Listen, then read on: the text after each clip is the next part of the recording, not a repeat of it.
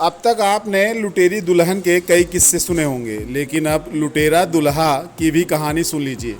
यह दुल्हा रीवा के गढ़ थाना अंतर्गत लौरी क्रमांक 3 का है, जिसने शहडोल जिला की एक विधवा महिला को प्रेम जाल में फंसाया। उसके पहले पति के मृत होने के बाद मिले लाखों रुपए के क्लेम को डका लिया।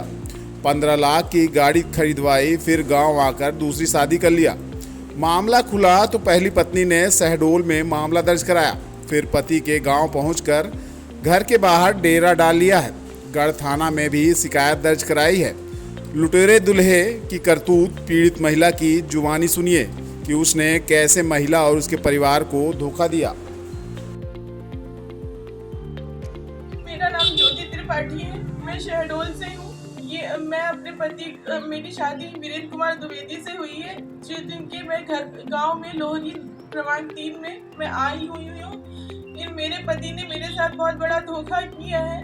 ये मेरे साथ 2019 से मैं इनसे सबसे पहली बार मिली थी बैंक में, क्योंकि मैं बैंक में जॉब करती हूँ। उसके बाद 2020 से हम रिलेशनशिप में आए, फ़ोन में मिलने लगे हम आपस में फ़ोन में। और इन्होंने मेरे साथ, मैं पहले से शादीशुदा थी तो मैं विधवा थी, ये वो अच्छे से जानते थे। और मेरे पास बैंक बैलेंस था, ये भी वो अच्छे से जानते थे। और एक मैं बच्चे की माँ हूँ, ये भी वो अच्छे से जानते थे। मैंने उनको सब कुछ बताया था कि देखो मेरी कंडीशन ये है, अगर आप शादी मुझसे नहीं कर सकते तो मेरे रिलेशनशिप में मत आओ। लेकिन वो सब कुछ एग्री करते हुए मेरे से 2020 से लेके 2023 तक वो लगातार मेरे रिलेशन में थे। मेरे पैसे यूज करते थे, मेरे बेटे को अपना नाम देने की कोशिश करते थे, मेरे घर में एक परिवार के सदस्य के साथ रहते थे। और फिर जब ये सब हुआ तो मैंने बोला कि अगर ये सब है तो फिर आप उन्होंने मेरे पास शादी का प्रपोजल रखा और बोला मैंने अपने घर में सबको बता दिया है, बस आप एक विधवा हो इसलिए थोड़ा सा टाइम लगेगा,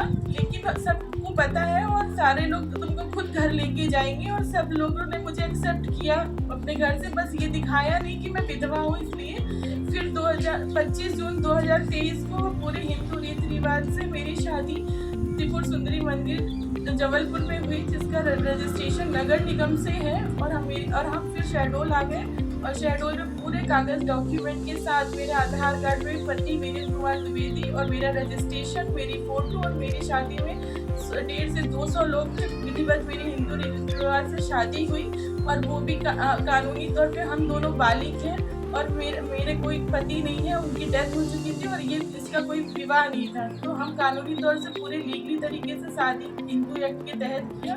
फिर ये मुझे शहडोल में रखने लगा, सारे हम लोग का अच्छा चलने लगा। धीरे धीरे इन्होंने मेरे से पैसे, गाड़ी, अपना पूरा बिजनेस स्टैंडअप किया मेरे पैसों से, क्योंकि मेरे पहले पति सरकारी नौकरी में थे तो मुझे अच्छा खासा क्लेम मिला।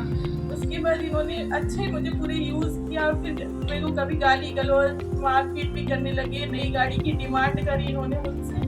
धीरे धीरे मैंने इनकी सारी उनको पता था मेरे और क्लेम आने वाले, मैंने मकान की मांग की उन्होंने मुझसे और मैंने उनको मकान देने का वादा भी किया। अभी 10 दिन पहले उन्होंने मुझसे जिद करके 15 लाख की वरना कार खरीदवाई। और उसके बाद मैं बैंक में जॉब करती हूँ, उससे मुझे छुट्टी नहीं मिलती। तो उन्होंने मुझे बोला मेरे घर पे ब्रह्मों का कार्यक्रम में बड़े बीच वाली भाभी को बेटा हुआ था, तो एक दिन के लिए उसमें और 3-4 दिन गेहूं की कटाई में लगेगा, फिर मैं आता हूँ। और वो ये बोल के यहाँ चले आए और मैं वहाँ काम में उलझी थी। जब मैंने फ़ोन में बोला इतने दिन हो गए आप आए नहीं, तो वो वापस आए मेरे पास। उसके बाद वो मेरे साथ एक रात रहे, 25 की रात वो मेरे साथ पूरा रहे। और सुबह तक उन्होंने मुझे कुछ बताया नहीं कि मैं क्या करके आया हूँ।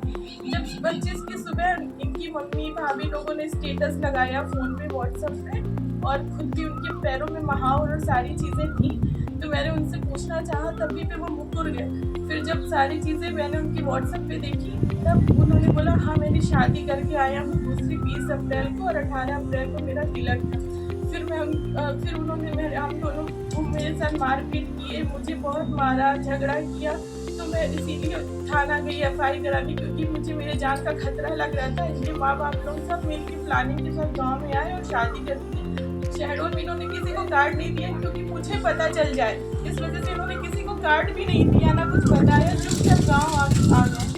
फिर उसके बाद यहाँ जैसे मैं आई तो इन लोग ने मेरे को मार पीट के घर के बाहर निकाल दिया और अपने लड़के को कह रहा है कि बाहर चला गया, फरार हो गया। अब मैं कहाँ जाऊँ, मेरा सब कुछ खत्म हो गया।